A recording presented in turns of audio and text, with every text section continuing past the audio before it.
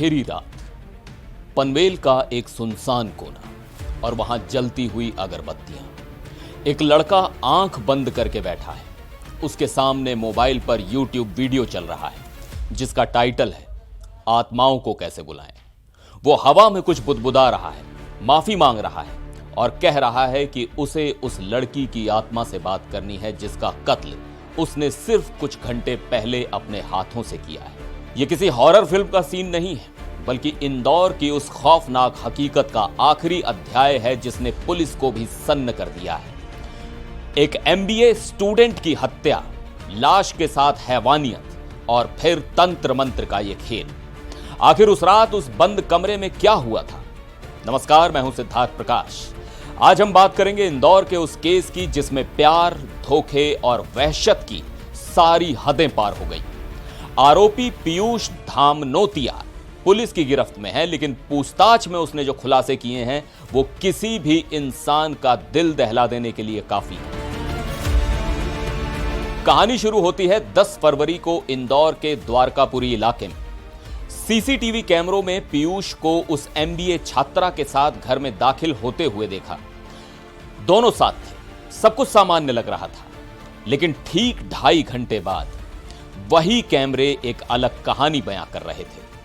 पीयूष घर से बाहर निकलता है, लेकिन इस बार वो अकेला है। उसके हाथ में एक बैग है और पीछे उस कमरे में एक खामोश लाश पड़ी है। पुलिस जब जांच के लिए पहुंची तो पता चला कि यह कोई अचानक हुआ झगड़ा नहीं था, बल्कि इसके पीछे एक गहरी साजिश और हैवानियत छिपी थी। पुलिस सूत्रों के मुताबिक कमरे के अंदर जो हुआ वो रूह कपा देने वाला है। पीयूष ने पहले छात्रा पर शारीरिक संबंध बनाने का दबाव डाला। जब छात्रा ने तबीयत खराब होने का हवाला देकर मना किया तो उसने जबरदस्ती की। इसके बाद शुरू हुआ धोखे का खेल। आरोपी पीयूष ने एक अजीब चाल चली। उसने लड़की से कहा कि वो उसे एक सरप्राइज गिफ्ट देना चाहता है। इसी बहाने उसने अपार्टमेंट में पड़ी रस्सियों से छात्रा के हाथ पैर बांध दिए और उसकी आंखों पर पट्टी बांध दी। लड़की को लगा शायद ये कोई खेल है, लेकिन पीयूष के इरादे बेहद खतरनाक थे। जब छात्रा को खतरे का एहसास हुआ और उसने विरोध किया तो पीयूष हैवान बन गया। उसने पहले उसके मुंह में कपड़ा ठूंसा और फिर उसकी छाती पर बैठ गया। वो तब तक उसने उसका गला घोंटा जब तक वो बेहोश नहीं हो गई। पुलिस का कहना है कि उसे यकीन करना था कि वो मर चुकी है, इसलिए उसने पास पड़े चाकू से उसके सीने के पास वार किया और वार इतना जोरदार था कि चाकू का हैंडल ही टूट गया। अब मैं जो आपको बताने जा रहा हूं वो विचलित कर सकता है। हत्या के बाद पीयूष डरा नहीं, भागा नहीं। पुलिस की जांच में सामने आया है कि वो उस कमरे से बाहर निकला, पास की दुकान से बियर खरीदी और वापस उसी कमरे में आया। उसने अपनी गर्लफ्रेंड की बेजान लाश के बगल में बैठकर बियर पी और हद तो तब हो गई जब पूछताछ में उसने कबूला कि हत्या के बाद उसने लाश के साथ भी शारीरिक संबंध बनाए, यानी नेक्रोफीलिया जैसा घिनौना कृत्य किया। इसके बाद उसने अपने कपड़े बदले और वहां से फरार हो गया, लड़की के शव को उसी हालत में छोड़कर। इस पूरी घटना का एक और पहलू है जो दिल तोड़ देता है। उसी दिन छात्रा अपने घर से आधार कार्ड सुधरवाने की बात कहकर निकली थी।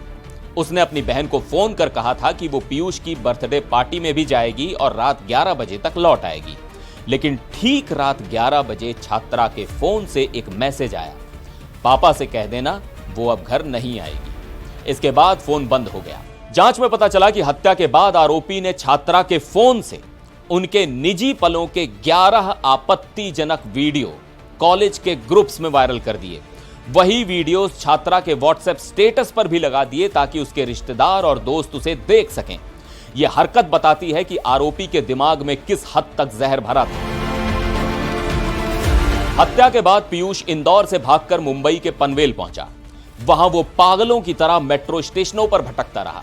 उसने सबूत मिटाने के लिए लड़की का मोबाइल तोड़ दिया, लेकिन सबसे अजीब चीज पुलिस को तब मिली जब वो पनवेल में उसके ठिकाने पर पहुंची।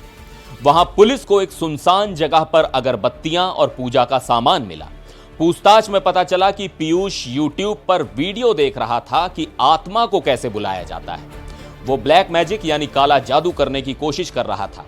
वो बार बार कह रहा था कि उसे लड़की की आत्मा से बात करनी है, माफी मांगनी है।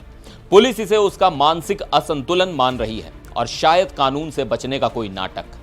इंदौर के डीसीपी कृष्णलाल चंदानी ने पुष्टि की है कि आरोपी को मुंबई पुलिस की मदद से गिरफ्तार किया गया है। पीयूष ने बताया कि उसे शक था कि लड़की किसी और से बात करती है और शादी के लिए भी उसके घर वाले नहीं मान रहे थे। इसी शक और सनक ने एक हंसती खेलती जिंदगी को मौत के घाट उतार दिया। फिलहाल पीयूष पुलिस की रिमांड पर है और फॉरेंसिक टीम डिजिटल सबूतों को खंगाल रही है। लेकिन यह केस हमें सोचने पर मजबूर करता है कि सनक और असुरक्षा की भावना इंसान को किस हद तक ले जा सकती है। एक तरफ हत्या, दूसरी तरफ तंत्र मंत्र का ढोंग। ये इंदौर का अब तक का सबसे पेचीदा और डरावना केस बन गया है। इस केस पर आपकी क्या राय है? क्या यह सिर्फ शक का नतीजा था या एक सोची समझी साजिश? कमेंट बॉक्स में जरूर बताइएगा। फिर मिलेंगे एक और वीडियो में। आप देखते रहिए एनडीटीवी इंडिया।